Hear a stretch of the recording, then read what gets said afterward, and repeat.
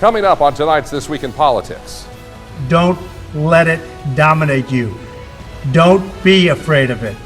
You're going to beat it. We have the best medical equipment. We have the best medicines. After being diagnosed with COVID-19 and being treated for 3 days at the Walter Reed Medical Center, the president returns to the White House, telling Americans to not be afraid of the COVID-19 virus.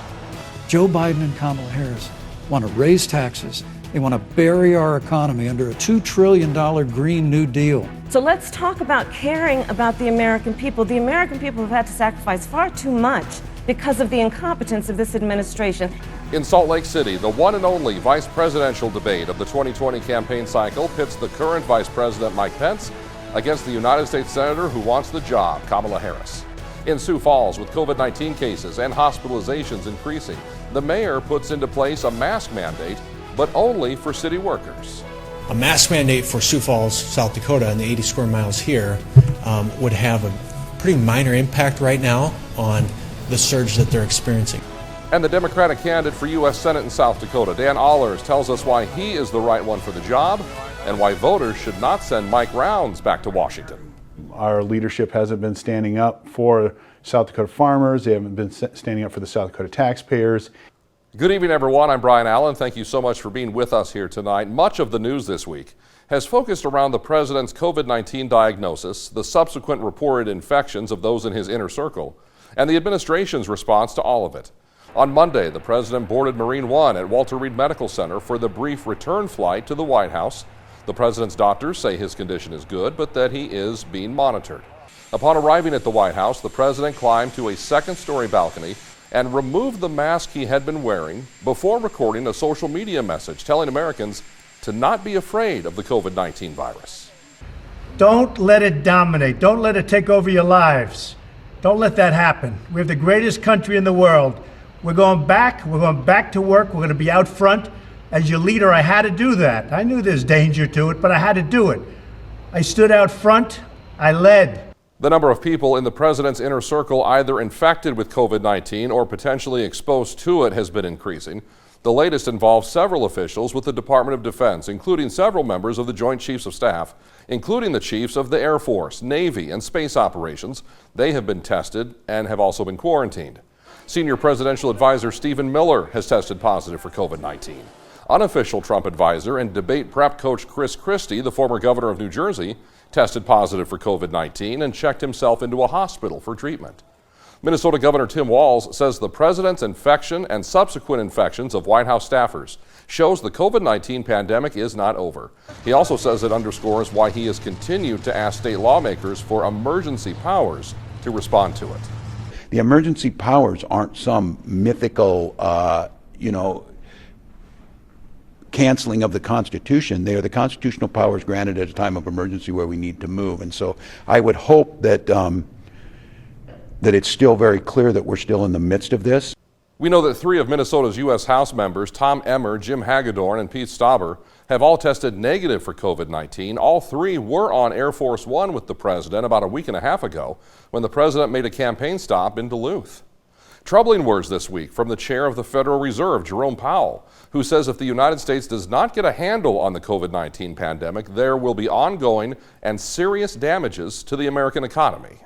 One such risk is that COVID-19 cases might again rise to levels that more significantly limit economic activity, not to mention the tragic effects on lives and well-being.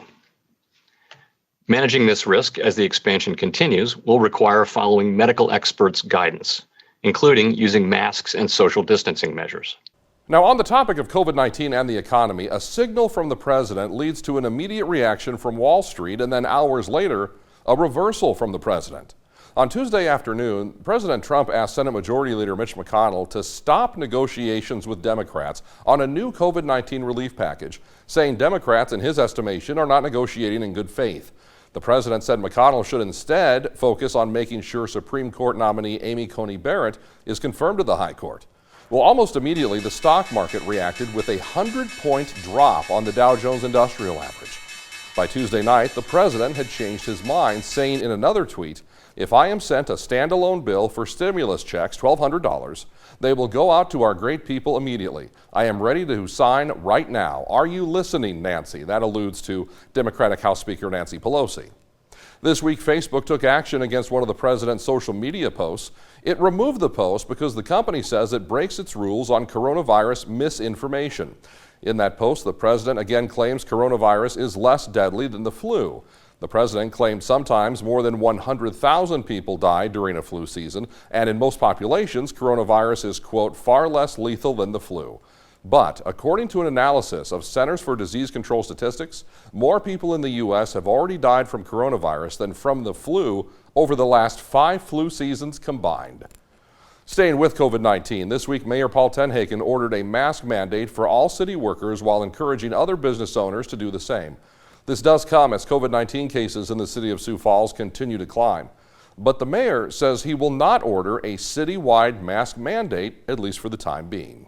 A mask mandate for Sioux Falls, South Dakota, and the 80 square miles here would have a pretty minor impact right now on the surge that they're experiencing. So the message today is really a message to the region more than it is to Sioux Falls, South Dakota, to say we need everybody, whether you're in Brandon or whether you're in Corson or whether you're in Hartford, to be taking the virus as seriously as we are in Sioux Falls.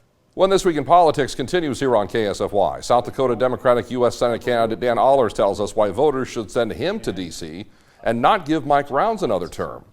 And Mike Pence versus Kamala Harris in Salt Lake City with a little more than 3 weeks until Election Day.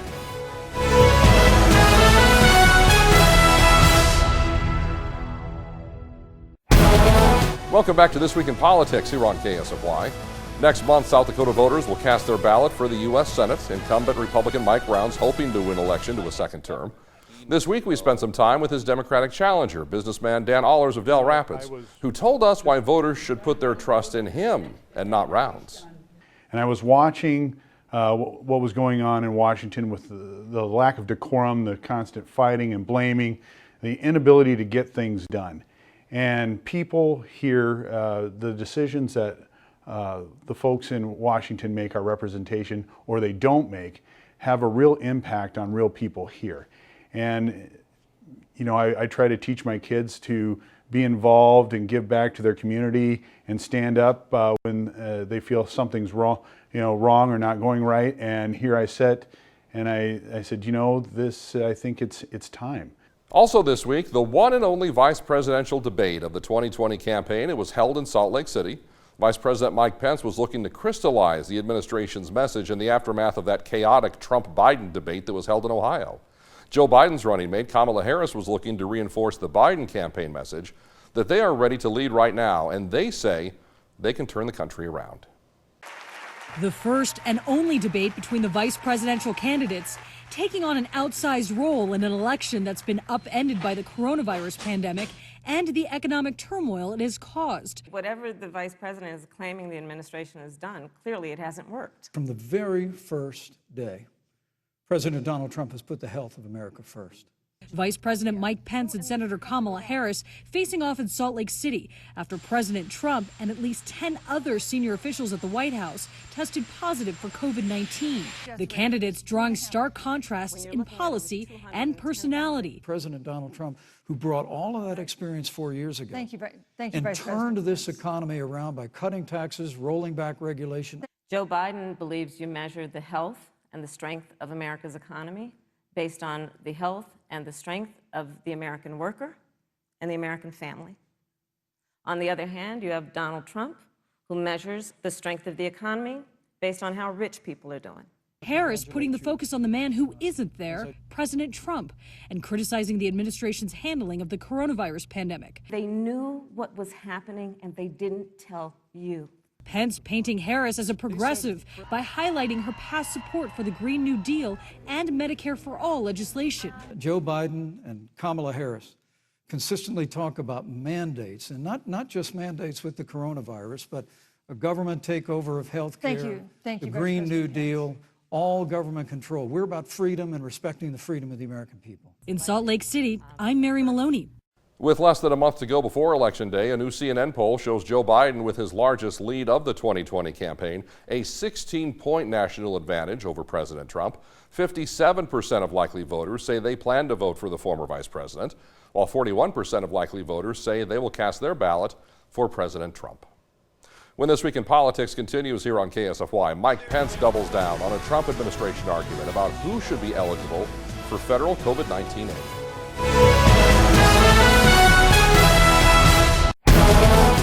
Welcome back to This Week in Politics here on KSFY. Vice President Mike Pence is making COVID-19 relief a partisan issue, sounding a Trump administration theme that states run by Democrats should not be eligible for federal assistance money.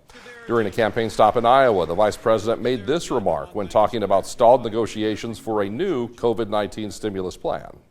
What we're not going to do, though, is allow Democrats in Washington to use a relief bill to bail out poorly run Democrat states around the country. And so we've taken a firm stand that any additional recovery funding has to be directly related to families and businesses' needs as a result of the coronavirus pandemic. House Democrats have been pushing to set aside future coronavirus financial help for both state and local governments whose economies have taken an economic hit as a result of reduced consumer spending during the pandemic. In Washington, Senate Majority Leader Mitch McConnell, citing the COVID-19 outbreak involving the president and other White House staffers, says the Senate should not meet in person due to the risk of infection, but that Senate Judiciary Committee confirmation hearings for Supreme Court nominee Amy Coney Barrett can move forward beginning this coming week. Here's Senate Minority Leader Chuck Schumer. Even though he has said it's not safe for the Senate to meet in session, but it's okay to have the hearings. And the idea of having virtual hearings where no one is with the witness for the highest court in the land, for a life appointment that would have such effect on people's lives, makes no sense. This week, South Dakota lawmakers met in Pierre for a one-day special session of the legislature to determine how millions in federal COVID-19 aid should be spent. One Sioux Falls area lawmaker believes legislators made a mistake in what they decided. Scott Engen takes a look. Millions of dollars in COVID-19 relief have been dedicated to small businesses and healthcare systems, but some lawmakers would like to see more funds directly go towards contact tracing and COVID testing.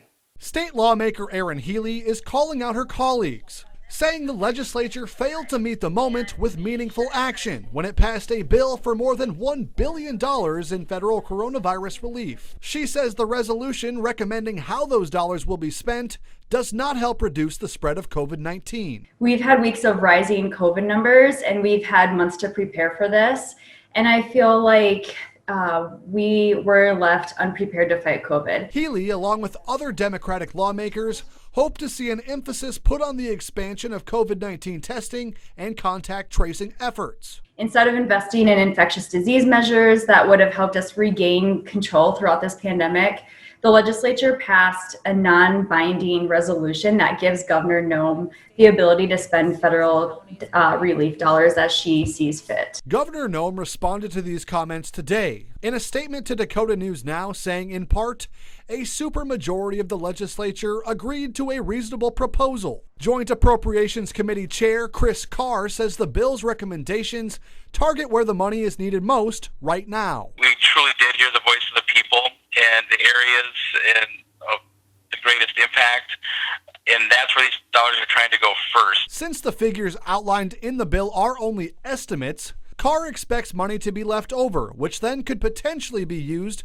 for testing and contact tracing. We have an opportunity to keep working with the existing departments to get the dollars where they're needed, and that includes rapid testing or isolation areas. I'm told lawmakers hope that these funds can start to go out by the end of the month. However, an official timeline has not yet been given. Reporting in Sioux Falls, Scott Engen, Dakota News Now. And that's This Week in Politics for tonight. I'm Brian Allen. Thank you for being with us. I hope you'll join us next Sunday night again at 10:30. And as always, from all of us to all of you, good night.